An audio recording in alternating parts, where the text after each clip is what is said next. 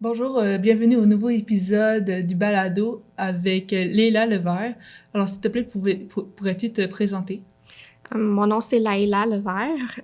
J'ai 26 ans et je suis ici pour parler de mes expériences. C'est ça. Sur le McDonald's, sur ta vie, Ouais. ok, parfait. Euh, est-ce que, est-ce que toi, t'aimes ça, cuisiner? T'as-tu une passion dans la vie? T'aimes-tu un intérêt spécial? Euh, j'ai pas tant un intérêt spécial comme la plupart des personnes autistes. Je pense que mes intérêts sont plus du genre TDAH, parce que j'ai plein d'intérêts qui vont dans une petite période, puis là, je vais changer, puis là, je vais changer. Fait que j'ai la lecture, j'adore lire, j'ai toujours adoré lire. Euh, je suis quelqu'un qui fait beaucoup des arts and crafts, fait que des bricolages, de l'art, j'aime ça, de la peinture. T'as-tu des moments comme quoi tu réaliserais que ton... La plupart des gens disent que les autistes ont un intérêt plus fixe ou qui sont plus intelligents dans certaines matières. Est-ce que tu penses que pour toi c'est le cas? Penses-tu que ton autisme fait en sorte que tu es meilleur dans une certaine matière? Je pense que j'ai une bonne reconnaissance des patterns. Ça m'aide beaucoup avec ma job. Ça m'aide beaucoup dans la vie de tous les jours. Euh, Puis c'est quoi ta job exactement? Où tu travailles? je travaille dans une bibliothèque publique à Montréal. Ok. Je suis technicienne jeunesse. Ça veut dire que moi, j'ai plein de tâches. Je vais faire des heures du compte, je vais faire des animations avec les enfants. J'aide les personnes au bureau de référence qu'on appelle pour trouver des livres. Alors, quelqu'un vient à la bibliothèque, me demande où sont les Percy Jackson, où sont les Harry Potter. Je vais aller leur montrer ils sont où. Je fais la décoration de la bibliothèque. Ok. Fait que l'Halloween vient de se passer. On a fait des belles décos dans toute la section jeunesse. On a fait une soirée Halloween. On a distribué des bonbons. On avait des petits jeux. On avait une course à obstacles un peu. C'était vraiment le fun. Je fais Tu nous avais parlé plein d'autres choses. Tu nous avais parlé avant de venir à l'entrevue d'un projet sensoriel que tu faisais. Ouais. Puis tu nous expliquer c'est quoi ce projet et c'est quoi son but? Alors, à la bibliothèque, j'ai travaillé avec mes collègues pour des trousses sensorielles. Fait que c'est des bacs avec plein d'outils sensoriels, comme des balles comme ça, on a des tubes visuels avec des confettis à l'intérieur, on a des casques anti-bruit, plein d'outils comme ça. On a des timers dans les bacs. Fait que c'est un bac avec tous les outils que tu empruntes. Okay. Fait que tu l'apportes à la maison, tu l'apportes à l'école, où tu veux. Okay. Puis ça te permet de découvrir les outils sensoriels, puis de voir, mais lui, je l'aime parce que il fait de la lumière, puisque la texture est bonne. Puis là, ben l'autre, il est pas bon, j'aime pas la texture, j'aime pas ça. Fait que c'est vraiment pour découvrir les outils sensoriels, parce que ça peut être assez cher. Puis, ouais. Codé. Est-ce que c'est vraiment une façon pour aider les personnes autistes ou vraiment toute personne comme neurotypique puis tout ça? Toutes les personnes. C'est vraiment le but premier, c'est de normaliser l'utilisation de ces outils-là, pour pas que ce soit quelque chose qui crie je suis neurodivergente, je suis autiste. C'est vraiment pour aider tout le monde. Pour aider tout le monde, oui. Toi, quand tu as appris à être autiste, est-ce que tu aurais aimé avoir cette aide-là que maintenant tu offres aux autres? Est-ce que tu aurais aimé? Oui, tu aurais aimé. Oui. Qu'est-ce que tu aurais aimé durant ton adolescence que tu n'as malheureusement pas reçu? Les connaissances sur l'autisme que j'ai aujourd'hui. Ah oui? Oui. Quand j'étais jeune, moi, j'ai 26 ans, fait que ça fait pas si longtemps. Puis encore aujourd'hui, les personnes ne savent pas vraiment c'est quoi le spectre de l'autisme. Ils voient pas quelqu'un comme moi comme ayant des difficultés. Ils voient juste comment je me présente au public, comment je me masque des fois. Puis ils voient pas toutes les difficultés qui se cachent. On te dit souvent que tu as pas l'air autiste. Pour toi, quels sont tes traits d'autisme qui sont plus visibles, mais que les gens voient pas? Les difficultés sensorielles. Diffusion sensorielle, Ouais. texture. Texture, son. S'il y a Mhm. un bruit fort et soudain comme une alarme, comme l'alarme entre les côtes, Ouais. là. Ici, ça, je l'ai trouvé fort, je l'ai trouvé soudain aussi. Je suis plus habituée. Non. Quand j'étais au secondaire, j'étais probablement habituée. C'est sûr. Mais là, je suis plus habituée, fait que ça me prenait beaucoup par surprise. Ouais. Puis ça, j'aime pas ça. Dernièrement, à ma job, il y a eu un test d'incendie où est-ce que fallait pas sortir, on était juste à nos bureaux puis on travaillait puis Ok. c'était juste un test pour voir comment des trucs se passaient pendant que l'alarme partait. Puis on m'avait dit d'avance que l'alarme va sonner. Puis pour éviter que je sois Trop stimulé. trop stimulée, que je sois surprise ou quoi que ce soit, j'avais des petits écouteurs dans les oreilles. Ouais. Fait que j'ai mis mes petits écouteurs avec de la musique, avec l'anti-bruit des écouteurs, Ouais. et j'ai mis une coquille anti-bruit en plus.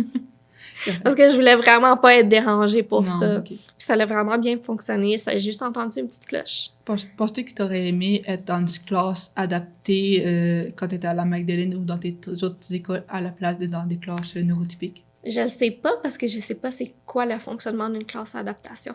Je le sais pas. Si je te dis, on te suit, on regarde ton parcours, on t'aide dans certains projets, puis on t'aide à t'adapter, est-ce que tu aurais aimé ça, avoir eu de l'aide?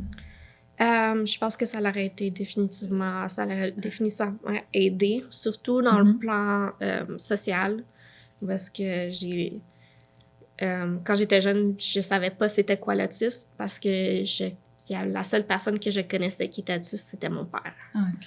Puis on m'avait pas vraiment expliqué c'est quoi la différence de l'autisme et tout, fait que c'était vraiment dur. Genre, on t'avait dit que t'étais autiste, mais on t'avait pas expliqué c'était quoi l'autisme. Mhm. C'est exactement pour ça que le balado existe, pour Ouais. sensibiliser. T'as appris à quel âge que t'as été autiste?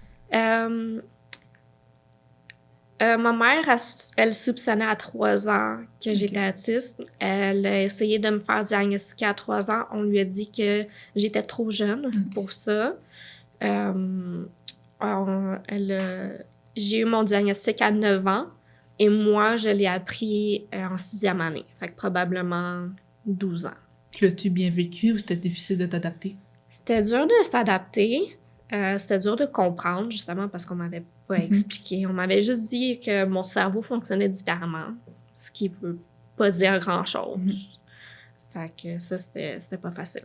Quand t'as appris que t'étais autiste, puis tu savais ça voulait dire quoi, est-ce que t'as réussi à comprendre des actions que tu faisais qui étaient reliées à l'autisme? Ouais.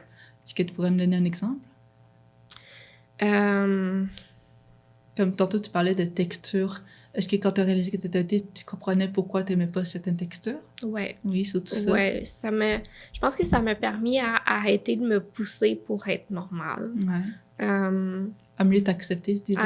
À mieux m'accepter, puis à accepter mes limites, puis être correcte à ce que je ne peux pas tout faire. Oui. Ouais. Comment tu vis avec ton autisme dans la vie générale? Je vis très bien avec. Tu l'as accepté? Je suis chanceuse d'avoir une job à temps plein. Ça fait 6 mois que je suis dans mon premier appartement avec mon copain, que ça fait 7 ans qu'on est ensemble. Avant, on habitait avec mes parents. Fait que je pense que je suis très chanceuse. Puis la vie avec ton commun, comment ça se passe? Comment il a su que tu étais autiste? Quand est-ce que tu as révélé que tu étais autiste à lui? On s'est rencontrés sur les réseaux sociaux par des amis en commun. On s'est parlé pendant quelques semaines, plusieurs jours, je sais pas trop, sur les réseaux sociaux avant de se rencontrer. Puis je lui ai dit la première fois qu'on s'est rencontrés en personne. OK. Fait que dans ce temps-là, tu étais déjà à l'âge de dire que tu étais autiste, puis tu n'avais pas honte, quoi que ce soit. Ouais. Est-ce que tu penses que c'est important de mentionner qu'on est autiste et de ne pas se cacher? Oui. Oui. Oui. Est-ce que tu penses qu'on devrait plus sensibiliser les neurotypiques à l'autisme? Tu penses qu'on devrait mieux les éduquer? Définitivement. Oui. Ça, je pense que c'est mon but premier dans ma vie en ce moment, de faire connaître le spectre de l'autisme, de parler de mes expériences pour aider la compréhension, puis montrer les différences de l'autisme. Parlant de différences, est-ce que ton chum ou ton copain, lui aussi, il a un spectre, une difficulté? Il est TDAH. Il est TDAH. Puis, toi, tu disais que tu avais besoin d'être isolé. Est-ce que ça cause des problèmes? Est-ce que ça va bien? Est-ce que vous vous complétez? On se complète beaucoup. Avant que je le rencontre, j'étais très rigide, j'avais beaucoup de routines. Fallait que les choses soient faites d'une telle façon. Mon alimentation était très rigide.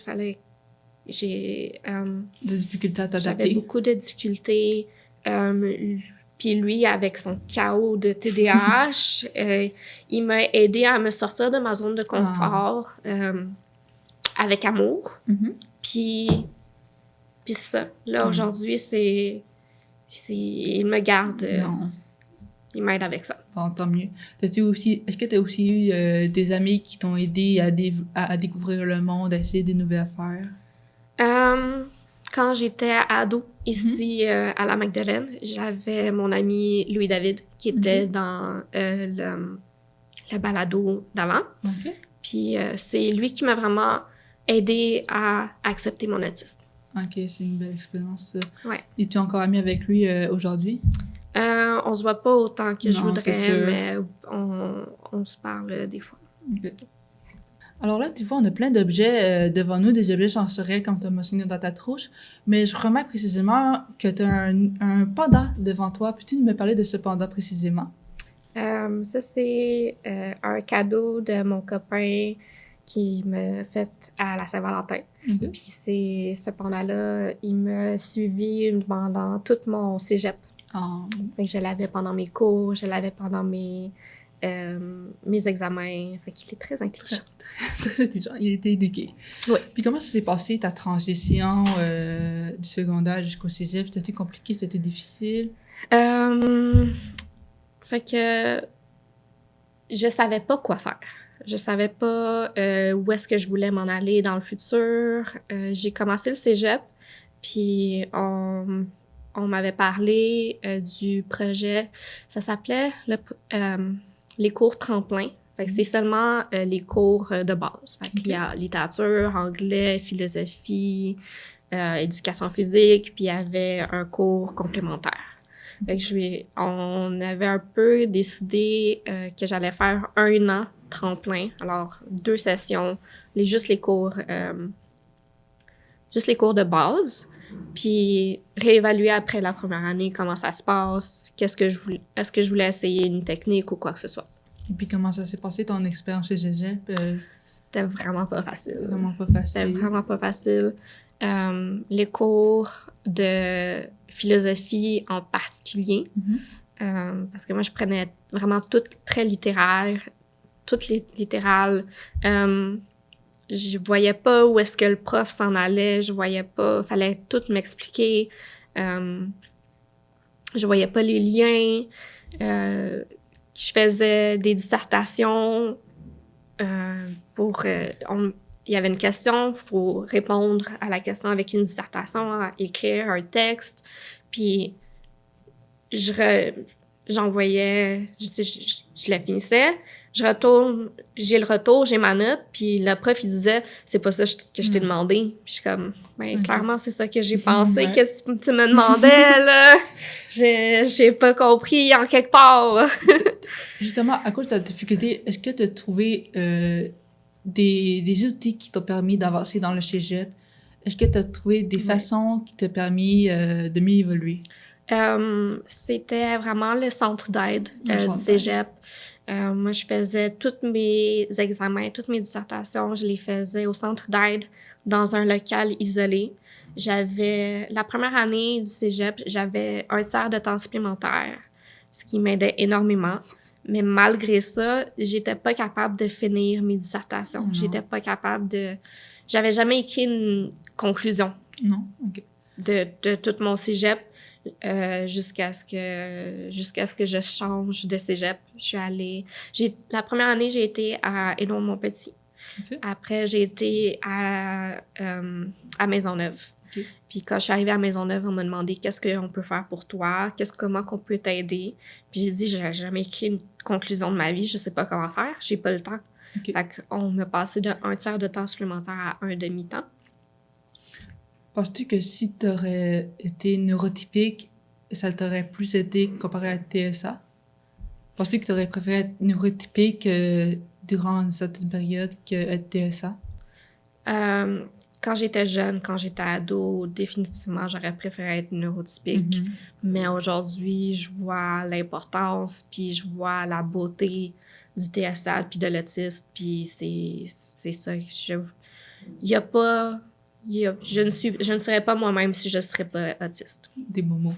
Puis, avec ta vie adulte, comment ça se passe avec ton TSA? Est-ce que ton TSA t'aide avec ta vie d'adulte? As-tu des routines? As-tu des moyens? As-tu de l'aide?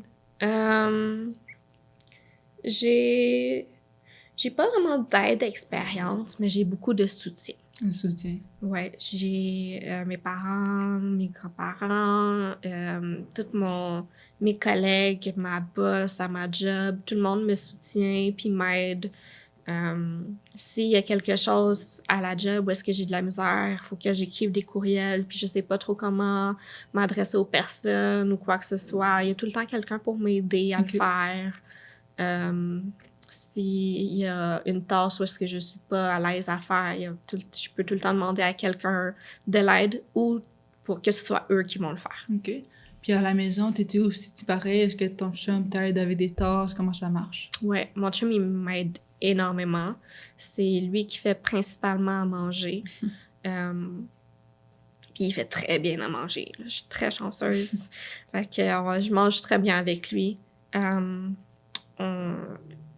Toute l'organisation de la maison, le ménage, l'épicerie et tout, ça se fait ensemble. Fait qu'on c'est tout ensemble. Puis c'est vraiment bien.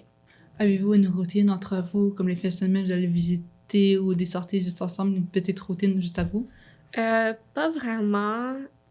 Nous, on a seulement une journée ensemble de fin de semaine parce que moi, je travaille du mardi au samedi. OK. Lui, il fait du lundi au vendredi. Fait que le samedi, moi, je travaille, lui, non. Fait que le dimanche, c'est notre journée où est-ce qu'on va aller faire l'épicerie, où on va faire le ménage ensemble. Puis le lundi, c'est un peu ma journée où est-ce que je suis toute seule, puis je peux relaxer. Si j'ai quelqu'un avec qui pour m'accompagner, je peux aller faire des commissions par moi-même avec quelqu'un.